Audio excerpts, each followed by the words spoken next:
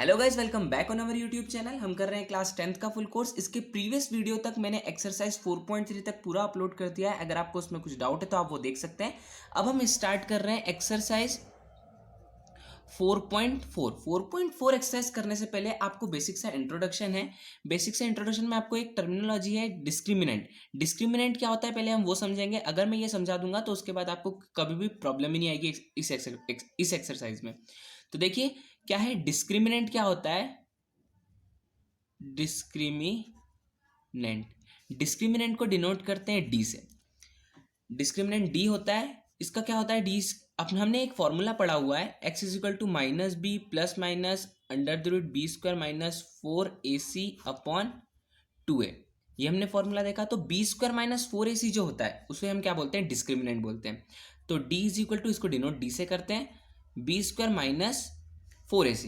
ये हो गया। अगर बी स्क्वायर माइनस 4ac हमारे पास जैसे इक्वेशन देके रखी हुई है a x square plus b x plus c is equal to 0, ये इक्वेशन देके रखी हुई है। तो ए बी सी की अलग अलग वैल्यू रहेगी इसमें। तो इसमें बी स्क्वायर माइनस 4ac अगर बड़ा है, इसकी वैल्यू अगर बड़ी आती है 0 से, तो इसके क्या निकलेंगे, हमको इस टाइप से 3 कंडीशन पढ़ना है। 2 डिस्टिंक्ट रूट्स, इसके 2 डिस्टिंक्ट रूट्स निकलेंगे। ये पहली कंडीशन हो गई।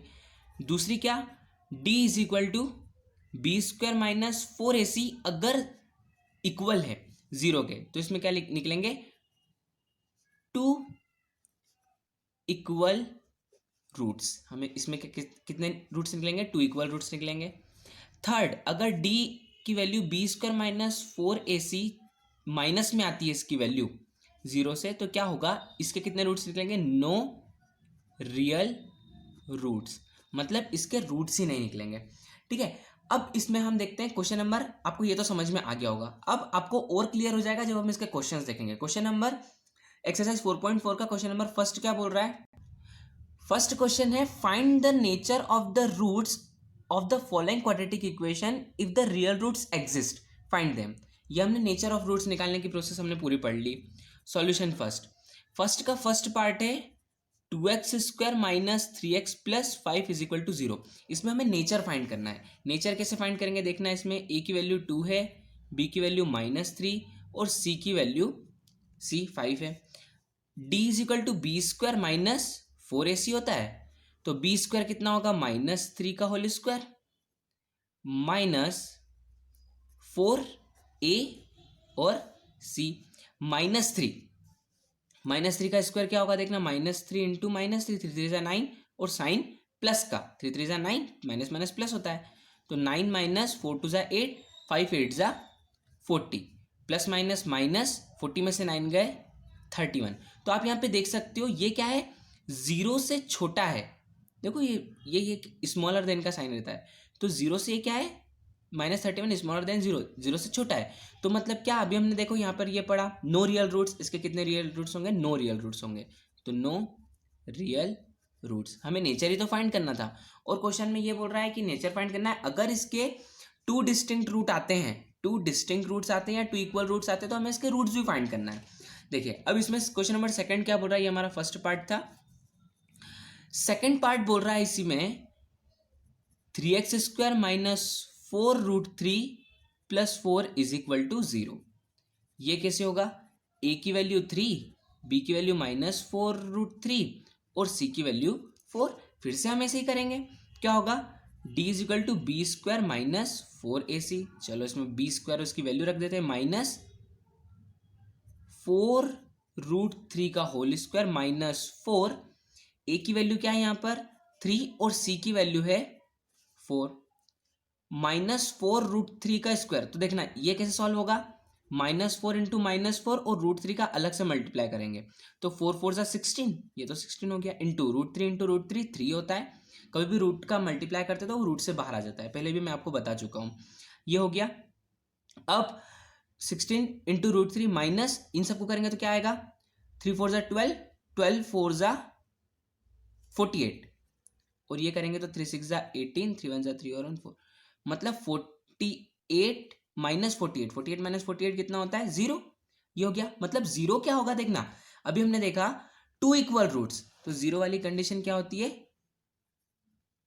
2 इक्वल रूट्स, इसके रूट्स तो निकलेंगे लेकिन 2 इक्वल रूट्स निकलेंगे। चलो इसको रूट्स, अब ये एग्जिस्ट कर रहा है मतलब, तो इसके 2 इक्वल रूट्स निकालेंगे अपन।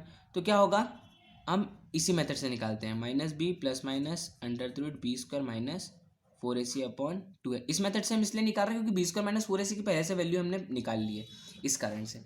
देखो अब क्या बोल रहा है ये, x is equal to minus B, तो माइनस 4√3 अपॉन 2a, तो 2 तो ये लिख दिया, a की वैल्यू क्या है 3, plus minus under the root B square minus 4ac की वैल्यू अभी देखो हमने निकाली है, यहाँ पर 0 है, बी स्क्वायर माइनस 4ac, तो यहाँ पर हम क्या रख देंगे, पूरा 0 पुट कर देंगे। ठीक है, तो ये मतलब ही नहीं है, माइनस माइनस प्लस, तो 4√3 अपॉन 3, ये हो गया, 2 1 ज़ा 2, 2 2 ज़ा 4, तो x की वैल्यू क्या आ गई यहाँ पर 2√3 अपॉन 3। अब देखना इसमें 2√3 अपॉन 3, अगर आप इसको यहाँ तक भी सॉल्व करते हो तब भी आपका सही है, लेकिन इसमें पीछे अगर आप आंसर देखें तो ऐसा आंसर नहीं है, तो आप इसको और आगे सॉल्व करोगे। और आगे सॉल्व करने के लिए क्या करते हैं हम, इसमें रैशनलाइज, √3 का इसमें रैशनलाइज होगा, तो रैशनलाइजेशन जिसको बोलते हैं, बाय रैशनलाइजेशन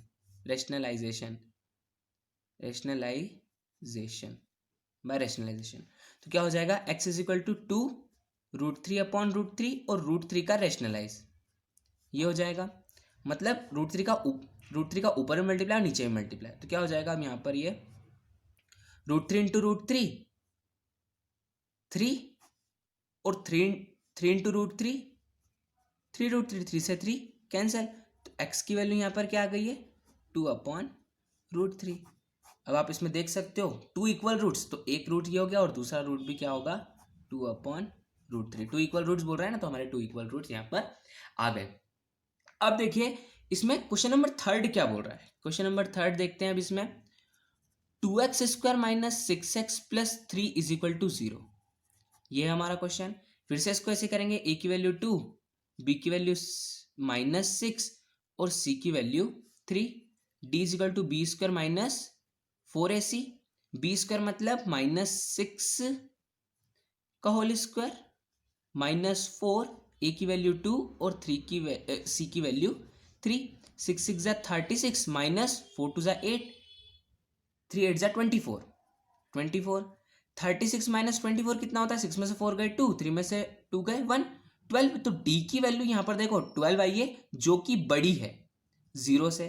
तो अभी मैंने आपको पहले ही बताया था कि क्या रहता है, 2 डिस्टिंक्ट रूट कहलाते हैं, तो क्या करेंगे हम यहाँ पर 2 डिस्टिंक्ट रूट्स,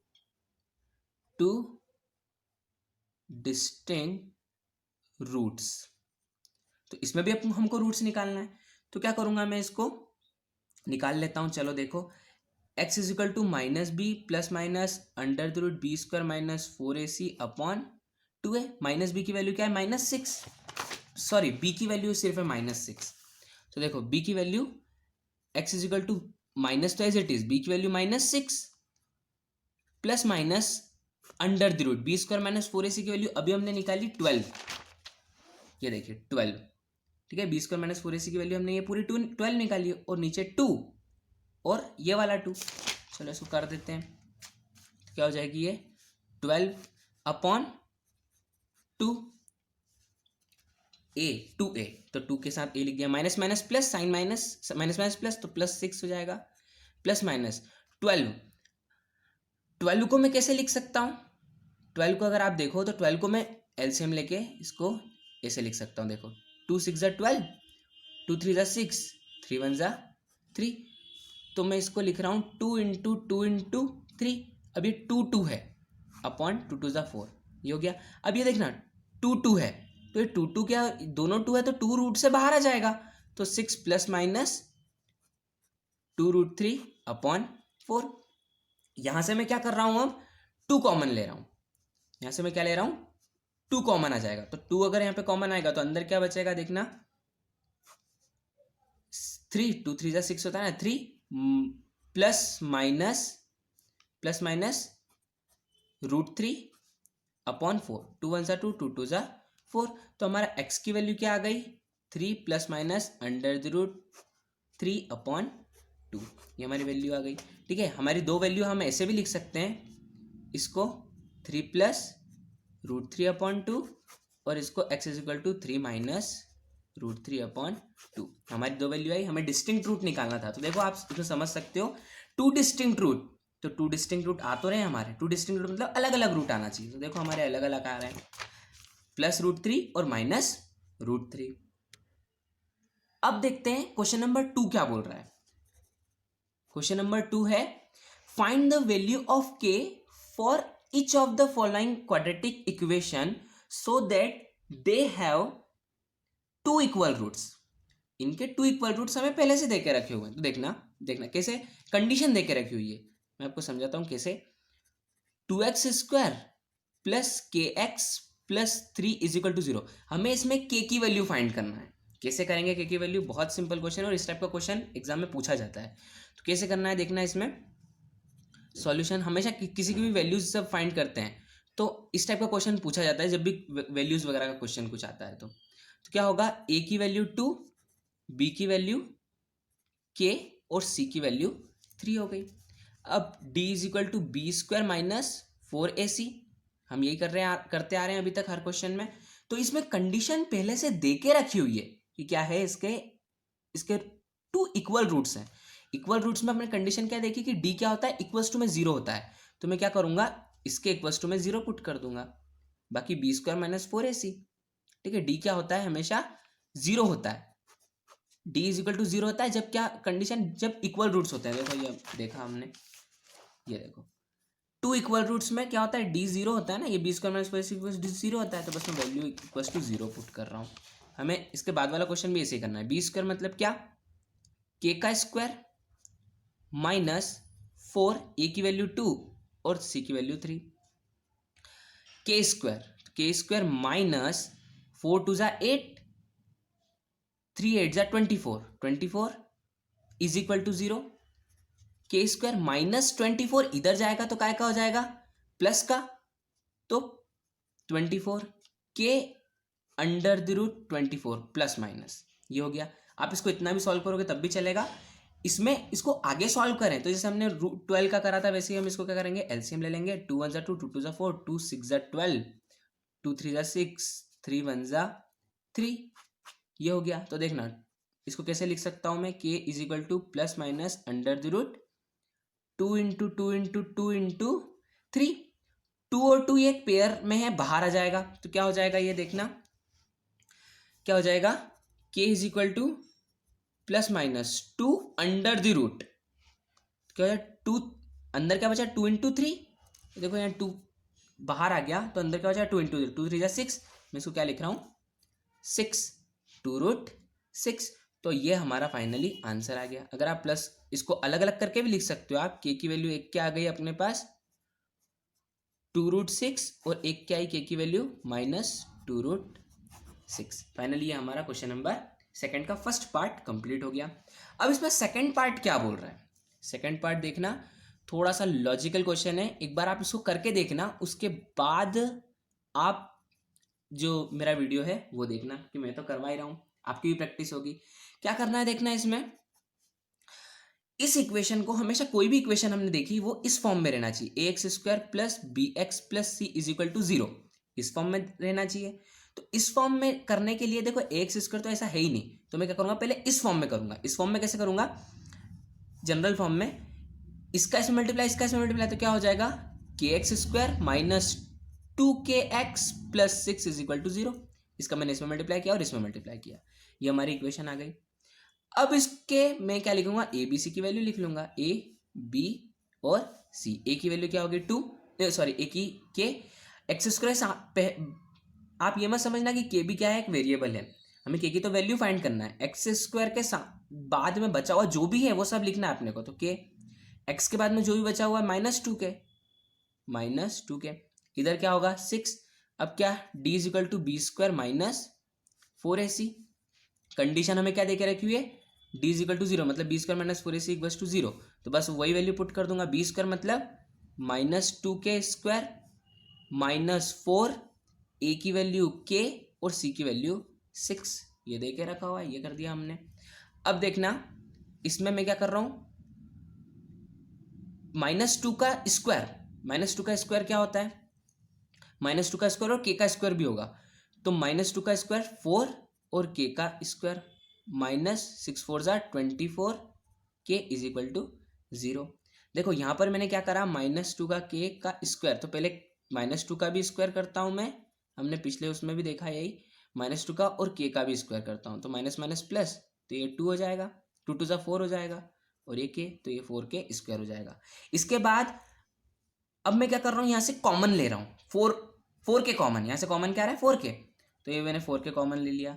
अब क्या बचा, k माइनस 4 6 ज़ा 24 इज इक्वल टू 0।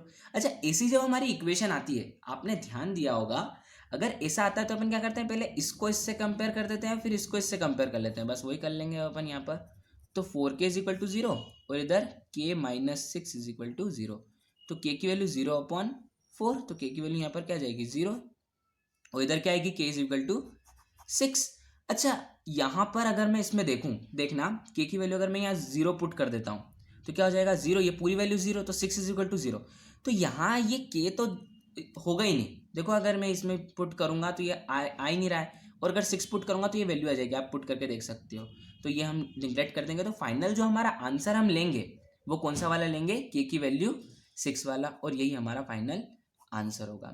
अब हम इसमें देखेंगे क्वेश्चन नंबर 3, 4 और 5 नेक्स्ट वीडियो में। अगर आपको ये वीडियो पसंद आया हो, एक्सप्लेनेशन अच्छा लगा हो, तो वीडियो को लाइक जरूर कीजिएगा, और चैनल पर नए हैं तो चैनल को सब्सक्राइब जरूर कीजिएगा। हम करने वाले हैं क्लास 10th का NCERT फुल कोर्स। वीडियो देखने के लिए थैंक यू।